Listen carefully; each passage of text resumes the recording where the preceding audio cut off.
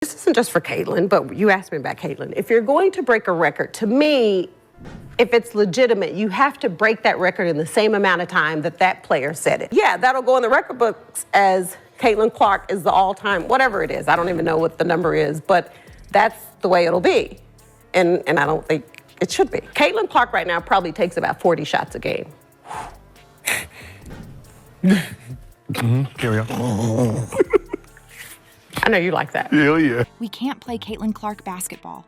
Those are Sheryl Swoopes' words, and they're causing a stir.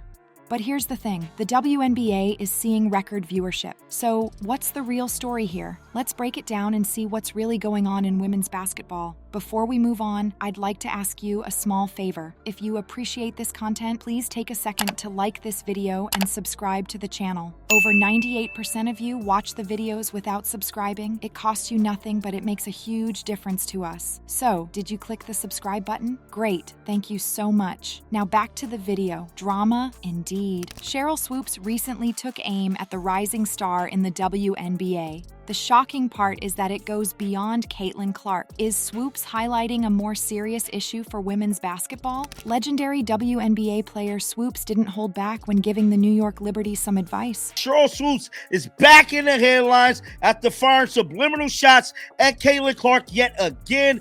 And Caitlin Clark fan base responds hard to accusations over the WNBA boycott. Caitlin Clark fan base definitely determined it was going to be a WNBA boycott once Caitlin was up out of there. I'm telling you, it has everyone talking. She told them straight out that they shouldn't play like Caitlin Clark. Is it really true?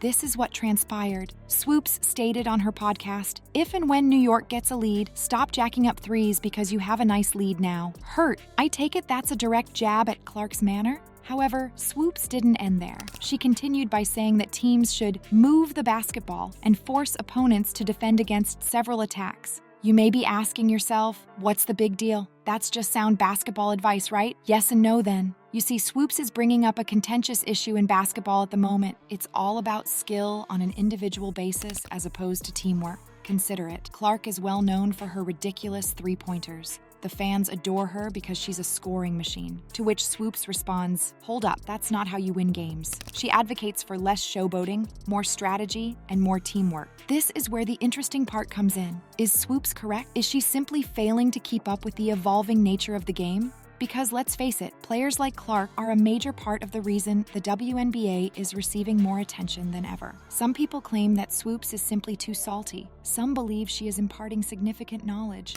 However, what's the deal? This goes beyond Swoopes versus Clark. It has to do with women's basketball's future. Will there be more teams constructed around players who are three-point shooters from half the court? Or is basketball going to return to its original team-first form? In reality, Swoopes is posing that query. It's not just talk either. This argument has the power to alter how teams perform, draft, and even how fans watch the game. It's enormous. Enter Sabrina Ionescu into the chat just when you thought you had this WNBA drama all figured out. Her reaction to the loss of the Liberty, it's unexpected and could potentially be the turning point in this entire discussion. While Sheryl Swoopes and Caitlin Clark have been the talk of the town, Sabrina Ionescu recently shared some insightful remarks following the Liberty team's Game 1 defeat. And people are talking about it for a completely different reason, I can tell you that. Sabrina isn't offering blame or justifications. Nope, she's all about the spirit of teamwork. It's a great learning experience for us. We can't play to not lose, she said following the match.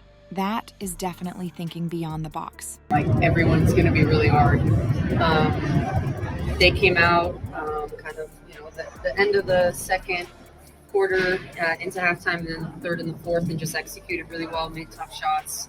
But I think it was a great learning experience. Like, we can't play to not lose. And I think we kind of started to play a little bit. We were up a lot, and I think we kind of were looking at the clock right when we needed to stop. So there were so many times in the game that I feel like could have won us the game. This is where things get really interesting, though.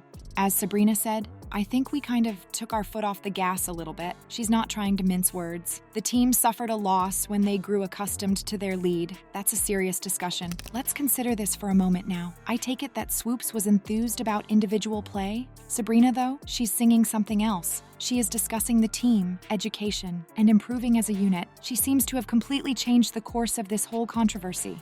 What's the deal then? Is Sabrina's strategy the solution, or is she overlooking something important? Consider it. Although Swoopes approaches strategy and collaboration from a different perspective, she is all about it.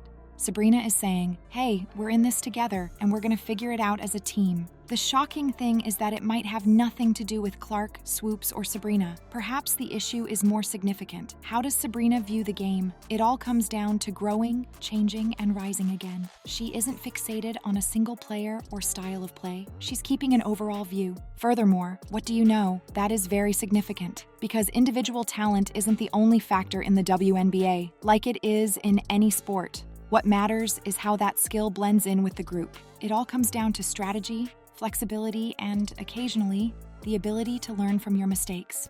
From Sabrina's viewpoint, in this entire debate, it's like a breath of fresh air. She's not letting the drama get to her. Her attention is on the game, her team, and improving. I believe that's something that we can all support. Even as everyone has been debating specific stars, women's basketball as a whole has been changing. What if I told you that the WNBA is entering a new era as a result of this alleged drama?